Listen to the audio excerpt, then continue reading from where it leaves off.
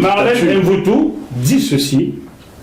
En 2018, elle a instrumentalisé le tribalisme anti-bamileke pour faire gagner le RDPC. C'est elle qui le dit et vous la connaissez. Qu'est-ce que vous répondez à ces allégations de Marlène Mvuto? Ne me parlez pas de la poule que vous avez achetée, répondez directement. Non, et que moi je vais vous dire, c'est que Marlène Mvuto, ses propos et ses analyses n'engagent pas le professeur Messango Yamde. Bien sûr que non. Mais deuxièmement, j'ai un avis qui porte sur deux points. Le premier point, c'est une femme très intelligente, brillante, qui a servi le régime. Elle est admirable pour ça. Le deuxième point, c'est que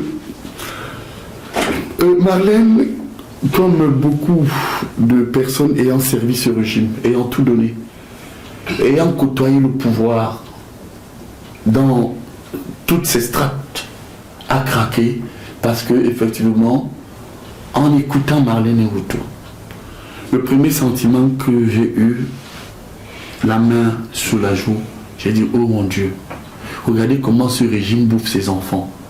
Et ses enfants sont en train de craquer. Elle a craqué parce que on a l'impression que tous ceux qui ont servi le régime doivent être broyés. Moi le premier. Et il y a eu un troisième point pour cette femme qui est à la fois admirable, belle femme. C'est qu'à côté, j'ai été, en tant que patriote, un peu gêné par cette dame pour qui j'ai beaucoup d'affection. Ça, je ne vous le cache pas. Personne n'enlèvera l'affection que j'ai pour l'émancipation de la femme à l'image de Marlène Mvuto.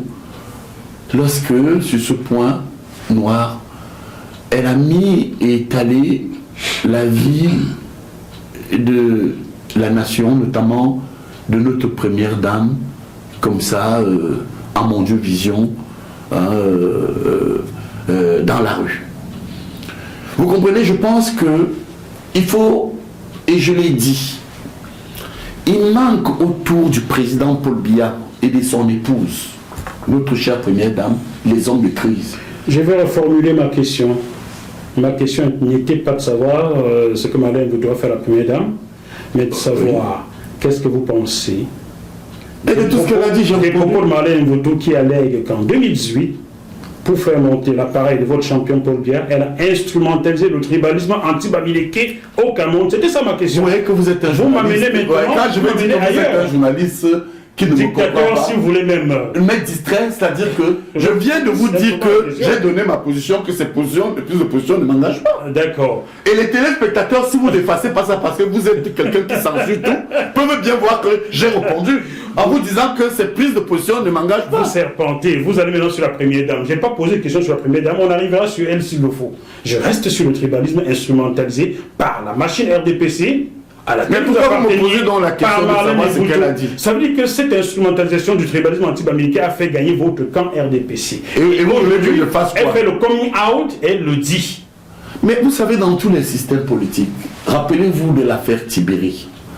Vous me ramenez encore. Voyez, poursuivons, parce que si elle me ramène en moi, j'étais sûr que.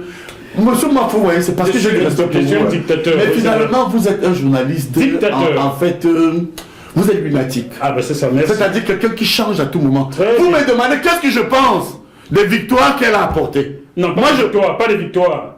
De l'instrumentalisation du tribalisme anti-bamileke, pas des victoires. C'est vous qui revenez encore sur l'instrumentalisation du tribalisme. Peut-être vous comprenez qu'il ne veut pas répondre à cette question, donc on va poursuivre. Alors, comment il va votre ami Amougou Belinga? Vous avez des nouvelles? Depuis que M. Amougou Belinga est incarcéré, il faut avouer que je n'ai pas communiqué avec lui. Ah bon? Mais je ne suis pas au Cameroun. Ah d'accord. Mais vous êtes parti du Cameroun, il était déjà en prison. Ça fait un an qu'il est en prison. Oui. Vous ne l'avez pas vu, vous n'êtes pas allé en visite? Non, je ne suis pas allé, mais quand vous dites que mon ami Amougou Belinga, non, M. Amougou Belinga est un magnat de la presse camerounaise, c'est quelqu'un qui a un côté, ça il faut le dire, admirable, et parfois aussi un autre côté assez autoritaire comme vous. Bon, pardon? Oui, autoritaire comme vous. Vous ne me faites pas peur, M. Mafo.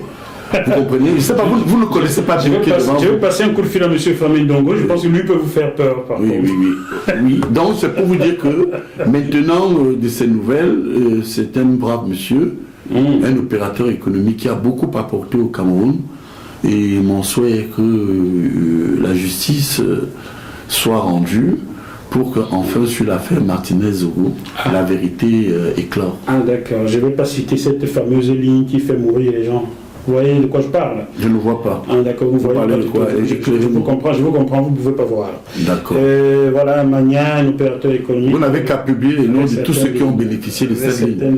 J'ai bien peur que vous soyez plutôt choqués. Parce que je veux vous dire... S'il vous plaît, je vous vois venir. Voilà. J'ai parlé avec un opérateur économique tout récemment pour savoir s'il a bénéficié de cette ligne-là. Et quand on parle d'opérateur économique au Cameroun, vous suivez mon regard, son émission arrivera. Soyez juste patient. Car je ne veux pas être assassiné par vos amis politiques. Voyez-vous le truc quand j'irai au Cameroun? Déjà maintenant au Cameroun, mon nom est écrit en gros quelque part au CED. Moi je ne sais pas. Moi c'est que quand je suis au Cameroun, personne ne parle de Jacques Moifou. Ah c'est ça, oui. Vous voyez, sauf en tant que journaliste, oui. Au début de cette émission, il a expliqué pourquoi certains de ses amis ont peur de mon plateau. Maintenant, il dit personne ne parle de moi. Non, je dis à mal. À mal. Personne ne parle de moi à mal. Jamais. Ah bon? Jamais. Et vous voyez que vous confirmez vous-même ce que j'ai dit en début d'émission sur votre plateau. Qu'est-ce que vous avez dit? Que vous êtes un homme, vous avez un plateau redouté, parce que parfois, vous êtes systématiquement contre le régime. Contre le régime. C'est ce que je vous ai dit. Quand on pose des bonnes questions, on est contre le régime. Voilà. Monsieur Bruno Bidjan, vous connaissez? Quelqu'un qui n'est même pas capable de trouver une belle action de Paul Biya 40 ans après. Une seule chose de Paul Biya. Monsieur Bruno Bidjan? Oui. Vous le connaissez? Très bien, oui. Alors qu'est-ce qu'il a... Jusqu'aujourd'hui, je me pose la question, est-ce qu'on a dit la vérité? Pourquoi est-il emprisonné aujourd'hui? Vous savez, il faut qu'on élève un peu par rapport aux enjeux de reconstruction de l'État au Cameroun, nos débats aussi. Regardez les questions que vous posez. On est en train de parler du Cameroun. Vous ne me connaissez pas. Qu'est-ce que Bruno Bidjan a à voir lorsque vous invitez quelqu'un comme moi qui doit analyser la situation? Dans ce cas, je vous réponds. Oui. On nous a dit qu'on a interpellé M. Bruno Bidjan parce qu'il a incité la foule à descendre dans les rues.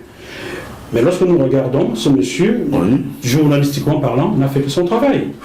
Si la raison pour laquelle il a été interpellé, celle qu'on nous a donnée, il n'a pas sa place en prison. Vous comprenez pourquoi je pose la question sur lui maintenant? Alors, est-ce qu'il a été mis en examen finalement?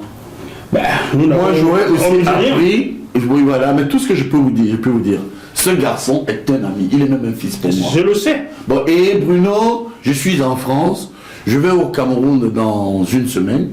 Vous savez, j'ai terminé mon séjour scientifique où j'ai été invité, comme chaque année, par mes partenaires français de l'université. Je vais m'acquérir de la situation et je vous promets que si jamais j'ai l'opportunité d'opérer une sortie dans une télévision ou encore chez vous, je donnerai ma position là-dessus. Très bien. Parce que ici, je n'en sais rien. Voilà une réponse. Vous comprenez, le corporatisme existe. Un journaliste est interpellé, on lui donne la raison, qui ne tient pas la route, nous sommes obligés de poser des questions aux acteurs politiques. Parce qu'en fait, il y a une confusion qui tourne dans ma tête à moi. C'est-à-dire entre l'affaire Amogo Belinga et éventuellement la sortie du Bruno Bidjan, qui effectivement était en droit de se poser la question sur le fonctionnement social du Cameroun. Est-ce que maintenant vous avez compris le pourquoi de ma question? Ben, j'ai toujours compris. Ah, parce que vous me traitez de tous les noms. Bon. J'ai compris. Vous savez que les problèmes d'opinion, moi j'ai été aussi un jour, j'ai été une victime. Lorsque j'ai été on va y arriver, c'est prévu ici. Envoyé au nord, c'est parce que j'avais pris position sur certains faits politiques et sociaux. Très bien. Bon, et malheureusement, j'ai payé cher cette prise de position. Voilà, vous comprenez maintenant pourquoi de ma question. Au début, c'était que bon, allez.